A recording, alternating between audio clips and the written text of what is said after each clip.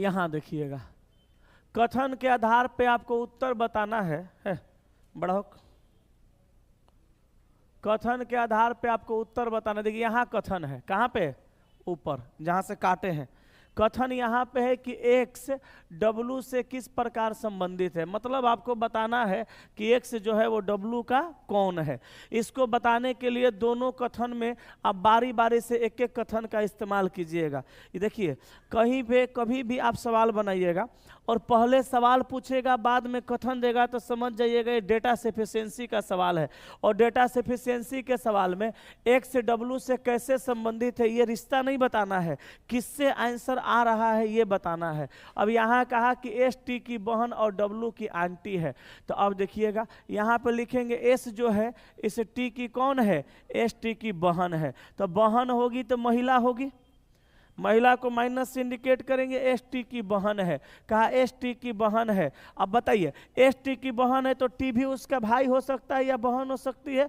T का gender clear नहीं है लेकिन एस का जेंडर क्लियर है कि एस टी की बहन है। और यही एस डब्लू की आंटी है, डब्लू की आंटी है। आंटी माने फूआ भी हो जाएगी, चाची भी हो जाएगी, मौसी भी हो जाएगी, मामी भी हो जाएगी। आज सवाल में कहा था कि एक्स जो है डब्लू से कैसे संबंधित है, इसमें कहीं एक्स का चर्चा है। एकरा मतलब ये हुआ कि पहला से प्रश्न का उत्तर नहीं निकाला जा सकता, कि निकाल लीजिएगा, नहीं निकाला जा सकता, पहला को छोड़ देंगे। अब हम दूसरा को पकड़ेंगे। कहा एक्स अपने इकलौते पुत्र टी का पिता है, कहा एक्स अपने इकलौते पुत्र टी का पिता है। तो एक्स जो है अपना इकलौता पुत्र, टी का कौन है, इकलौता पुत्र, इकलौता एकर पुत्र है, इकलौता एकर पुत्र है तो पुरुष होगा। और ओकर पिता है यानी बाप है तो यहो पुरुष होगा। अब x का t से रिश्ता कंफर्म हो गया।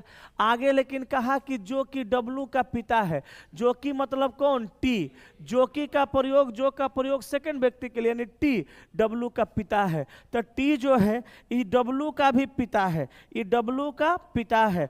अब सुनो यहाँ सवाल में कहा x w से कैसे संबंधित है। अब बताओ x w का कौन है, पता चला कि नहीं चला, चल गया। इसके पिताजी का पिताजी एक दादा है, हालांकि दादा दादी से हमारा मतलब नहीं है, हमारा मतलब ये हुआ कि आंसर आ गया किससे, दूसरा से। तो आंसर मारेंगे केवल कथन 2 में दिया गया डाटा, जानकारी पर्याप्त है, ऑप्शन नंबर बी। समझ गए ना, बोलो समझ गए कि नहीं समझे। आगे बढ़े, चलें आगे। नेक्स्ट 4 नंबर, 4 नंबर को समझिएगा। कथन में कहा कि पाठकों द्वारा पुस्तकों की विलंब से वापसी के लिए, ध्यान दीजिएगा, गौर फरमाइएगा। कहा सवाल में कि पाठकों द्वारा पुस्तकों की विलंब से वापसी के लिए पुस्तकालय नियत तारीख से अधिक विलंब के दिनों की संख्या के लिए प्रतिदिन 10 रुपये का जुर्माना लगाता है। ध्यान से समझिएगा कथन का मतलब क्या है। कथन का मतलब है कि एगो पुस्तकालय है, और पुस्तकालय लोगों को पढ़ने के लिए किताब देती है। जो पाठक किताब ले जाते हैं वो फिक्स टाइम के लिए ले जाते हैं कि हम इतना तारीख को ले जा रहे हैं, इतना तारीख तक रखेंगे, उसके बाद हम दे देंगे। और जिस तारीख को उनको देना था उस तारीख को दिए नहीं, और भी तारीख के बाद आके लौटा रहे हैं। तो वो क्या कर रहा है, पुस्तकालय के जितना तारीख तक आप बोल के ले गए थे उतना तक नहीं लौटाए हैं, तो आगे आप जितना दिन रखे हैं एक्स्ट्रा उसका 10 रुपया पर डे का जुर्माना लगाया जाएगा। यही कथन का कहने का मतलब है, यही ना कह रहा है। अब देखिएगा, अब निष्कर्ष नंबर 1 में कहा कि महंगी पुस्तकों के लिए जुर्माना ज्यादा होगा, गलत है। सवाल में सस्ती और महंगी पुस्तक का बात नहीं है, बस पुस्तक आप ले जाइए और टाइम से देर कर दीजिएगा तो जुर्माना दे दीजिए, उसी का चर्चा है। दूसरा कहा सस्ती पुस्तकों के लिए जुर्माना कम होगा, यह भी गलत है। सस्ती महंगी का बात नहीं है। आंसर मारिएगा न तो निष्कर्ष 1 न ही 2 अनुसरण करता है। ठीक है, बोलो कोई समस्या है, कोई दिक्कत नहीं ना। चलें आगे, अगला सवाल पे आइए। 5 नंबर में कहा कि नीचे दी गई श्रृंखला में लुप्त संख्या ज्ञात करिए। यहाँ पे क्या करना है, लुप्त संख्या आपको ज्ञात करना है। यहाँ पे आपको लुप्त संख्या ज्ञात करना है। तो 5 से कितना हुआ, 20, 5 से 20 हुआ तो गुणा हो गया 4, आ 20 से 22 2 जोड़ा, 22 चौका 88, और फिर 2 गो जोड़ा 89 90, और 90 के बाद यहाँ 4 गुना 9 चौका 36, और 360 में 2 जोड़ा 62, फिर करेंगे 4 गुना, 4 दूनी का 8, 4 छके 6 चौका 24 के 4, हाथ में 2, और 4 तिया 12 2 14, 1448। ऑप्शन नंबर ए सवाल का उत्तर हो गया। अब बताओ किसको नहीं मिला है? अरे अभी ढेर ही लड़का बाकी है रे आयुष।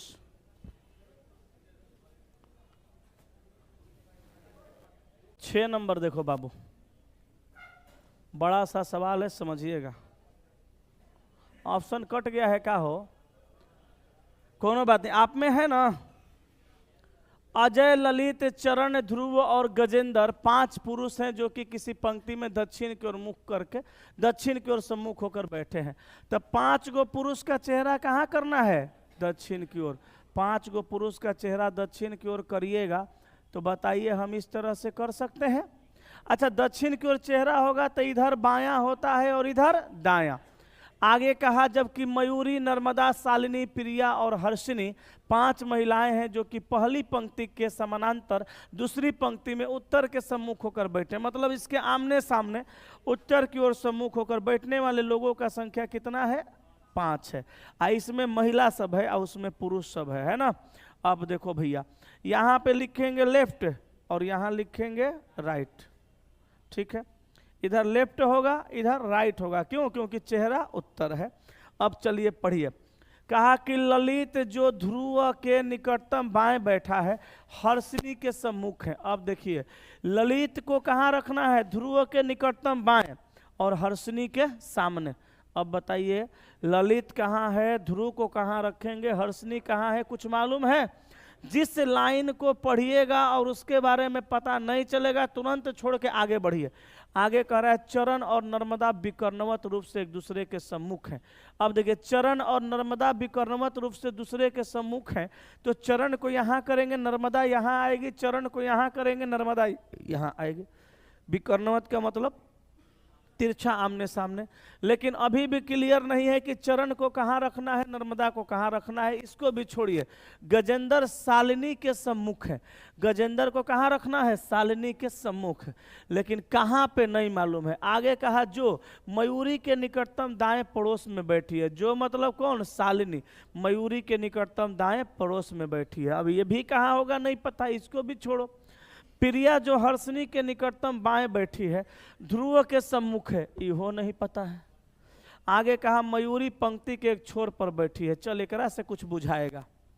मयूरी पंक्ति के एक छोर पर बैठी है। अब देखो, मयूरी को पंक्ति के छोर पर बैठाएंगे तो हम यहाँ भी बैठा सकते हैं, यहाँ भी बैठा सकते हैं, मगर कहाँ बैठाएंगे ये भी नहीं पता है। कोनो बात नहीं है। यहाँ कहा, जो मयूरी के निकटतम दाएं पड़ोसी है, कौन? शालिनी। शालिनी को मयूरी के दाएं करना है। अगर हम मयूरी को यहाँ कर देंगे तो दाएं शालिनी को लेकर नहीं जा सकते हैं। एकरा मतलब मयूरी जो है ये छोर पे है, ये छोर पे मयूरी है। अब मयूरी के, हाँ जी, कहा जो मयूरी के निकटतम दाएं पड़ोस में बैठी है। जो माने शालिनी। तो शालिनी मयूरी के निकटतम पड़ोस में दाएं, तो मयूरी को हम यहाँ बैठाएंगे तो मयूरी के निकटतम दाएं कौन बैठी है? शालिनी। तो शालिनी मयूरी के निकटतम दाएं बैठी है। और गजेंद्र शालिनी के सम्मुख है, तो शालिनी के सम्मुख किसको? गजेंद्र को। बोलो कोनो दिक्कत? अच्छा, एगो लाइन छोड़े थे, चरण और नर्मदा विकर्णवत रूप से एक दूसरे के सम्मुख है। अब तो क्लियर हो गया ना, नर्मदा को यहाँ करना पड़ेगा, चरण यहाँ पे आएगा। बोलो यस या नो? अब देखो, कहा कि ललित जो ध्रुव के निकटतम बाएं बैठा है, हर्षिनी के सम्मुख है। अब देखो, ललित को कहाँ बैठाएंगे? ध्रुव के निकटतम बाएं। अब अगर हम ध्रुव को यहाँ करेंगे तो ध्रुव के निकटतम बाएं ललित यहाँ होगा। बोलो यस कि नो? बोलो। तो ललित ध्रुव के निकटतम बाएं हैं और हर्षिनी के सम्मुख हो गया। बोलो कोई दिक्कत? एगो महिला बच गई। कौन बची है महिला? प्रिया। तब प्रिया को यहाँ रख दो एगो लड़का बच गया, पुरुष अजय। लो, अब सवाल बीच में पढ़ने की भी जरूरत नहीं है, भारी वाला सीटिंग अरेंजमेंट आसानी से बन गया। खाली एक चीज पता चला यहाँ पे बस। अब कहा शालिनी के दाएं 3 नंबर पे कौन है, तो शालिनी के दाएं अरे मर्देटा आंसरो बहुत पहले आई था। शालिनी के दाएं 3 नंबर पे कौन है, नर्मदा, ऑप्शन ए। इस सवाल बहुत पहले ही आ गया था, आंसर आ गया था, लेकिन हम लोग पूरा बनाने के लिए सीख रहे थे, कोई समस्या नहीं है। बोलो आगे बढ़े, जो नहीं बनाए हैं छापिए जल्दी से, चलें आगे।